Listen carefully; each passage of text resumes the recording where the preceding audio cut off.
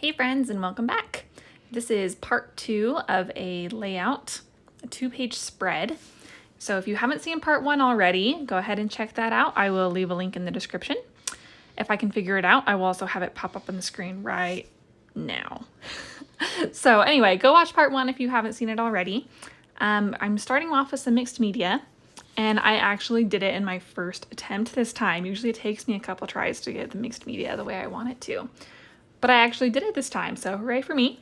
I just did some splatters with some Lindy's Magical Powders in the color Blueberry Streusel.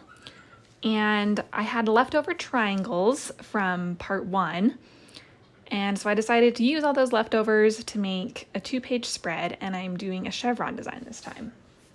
And this is very much inspired by a layout that Paige Evans did, so I will leave a link to that as well. And I love the idea of doing alternating colors of stripes. So I'm going to have red, blue, and then red again, going along with the Independence Day theme. So I'm just arranging my triangles, trying to make sure that my papers are all spaced out evenly, trying to make sure that there aren't too many patterns too close together. And it took all 3 of my brain cells to figure out how to make this chevron pattern and how to get the triangles oriented the correct way. So I hope you appreciate all the thought that went into this because it was really hard. I'm just adhering them down really lightly with my roller adhesive.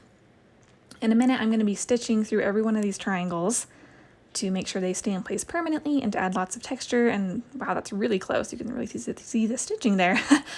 And next I'm going to distress the edges. So I'm just using my fingers and my fingernails mostly to rough up those edges and distress them to really add some texture. And I love how this ends up turning out. You can kind of see the difference there between just the first triangle I've done and the rest.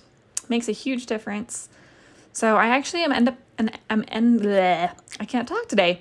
I'm going to end up using 3 photos, but I'm starting off with just these 2. I thought originally I was going to just use the 2. And they're both vertical. And the third photo that I want to use is horizontal. So I'm going to make them all square so that they can all fit on the same layout and still feel cohesive. But first I'm going to add some stitching. That's a wool pressing mat that I actually use for quilting, but it works great for punching holes.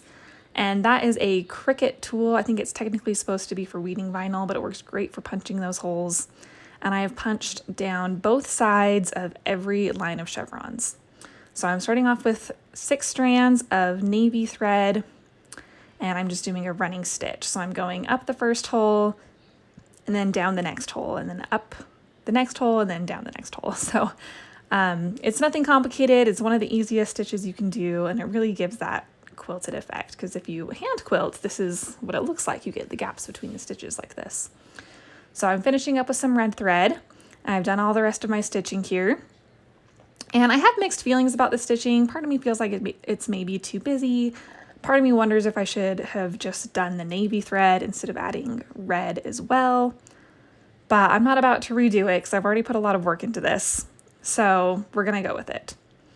And I'm going to put some tissue paper behind my photos. I still think I'm going to use these 2 rectangular ones at this point.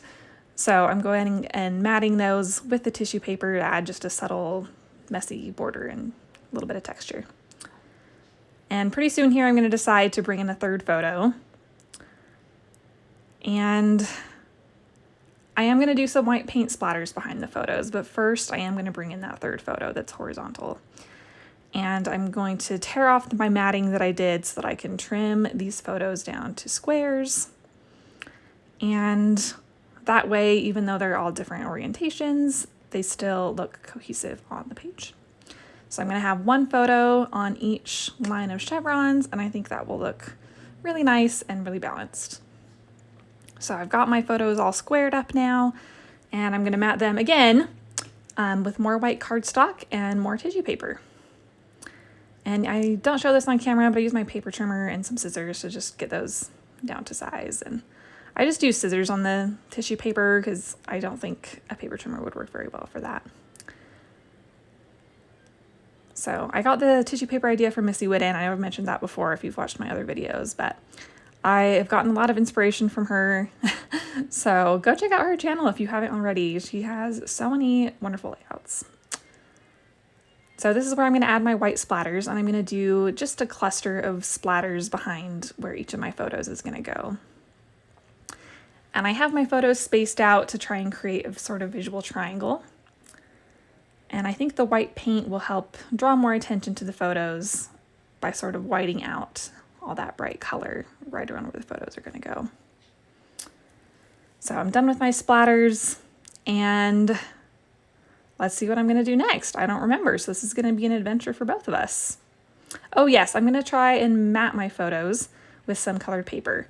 I felt like the photos weren't standing out enough, and I thought about printing them bigger, but I didn't feel like reprinting them. I didn't want to waste the ink, so I decided to create the illusion of the photos being bigger by using patterned paper to make the area around the photos bigger. So if your photos aren't as big as you want them to be, this is a great way to sort of fake the size and make them appear bigger than they are. So I'm just using some of the same pattern papers that I used for the triangles, and I'm creating mats for my photos. And next up is embellishments. And I debated for a long time whether or not to do a title for this page. So you'll see I brought in these chipboard letters that I painted white that say USA.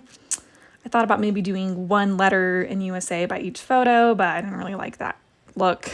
The way the photos are oriented, it just looked kind of strange to read from right to left and then right again. So then I thought maybe I'd spell out America with those same chipboard thickers, but these ones are lowercase instead of capital. And I ended up not doing a title on this page at all. I decided that since it was part of a 2-page spread and the other half has a title, I felt like this second half of the spread didn't really need one, and I just couldn't make the title work the way I wanted it to. So I am going to play around with this America for a bit, and I am going to paint it, but I end up not using it. I will save it for another layout because I've got some more ideas for some festive layouts.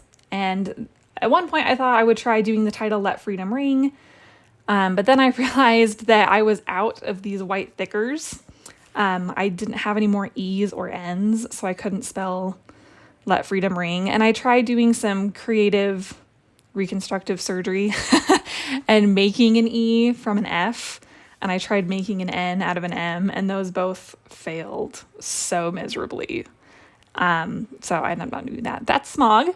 He loves to hang out in my craft room and sit on top of whatever I'm working on. So I ditched the freedom idea since I don't have the thickers that I need, and I'm going back to the America. And pretty soon here I'm going to pull out my white acrylic paint, and we're going to paint these white.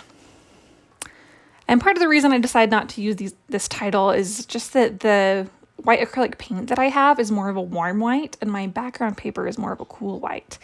And the thickers are a warmer white as well, and for some reason that didn't bother me on part 1, the other half of the 2-page spread. But it bothered me here, and I didn't like it, so that's part of why I decided not to use this title. While I'm waiting for the paint to dry, I'm pulling out some planner stickers, and I'm just finding anything that looks 4th of July-ish. So I'm looking for blues and reds. This is a holiday/seasonal sticker book, so there are some 4th of July specific things in there, but I have used some of them already. I love those little heart-shaped sunglasses. They match the ones that my daughter is wearing so perfectly. So I'm really excited to fussy cut those and use them. And I put them on white cardstock first just because they are clear stickers and I wanted them to stand out and be visible. And I end up keeping the embellishments very minimal on this page like I did with part 1, just because there's already so much going on with the triangles and the stitching and the 3 photos. So I'm going to try using the America one more time, and then we're going to ditch it. So I'm pulling out the other half of the layout just to see how it looks, whether or not they look good together. And I do like how they look together, and I didn't show this on camera, but I did fussy cut some more of the same flowers that I used on the other half of the layout. That is a paper from the Splendid Project Pad, which you might be able to find at Joann. It's probably on clearance at this point since Pages come out with a couple of collections since then. But I fussy cut more of those flowers just to add an organic element to the page.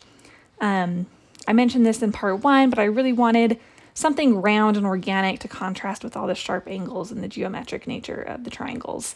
And I think the flowers fit the bill. So I just did a little cluster by each photo. And now I'm coming in with some journaling with a red pen. And I picked a red pen because I wanted it to match the red chevron. And I'm going to start gluing everything down. I am going to pop up some of those flowers on craft foam just to make them stand out off the page a little more. And it also helps them stick better.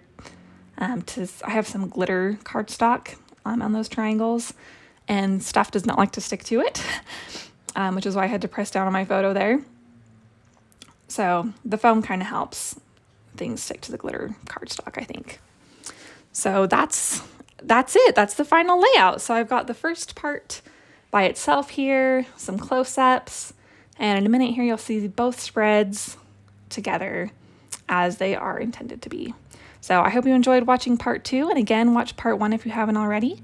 Thanks for watching, and stay scrappy.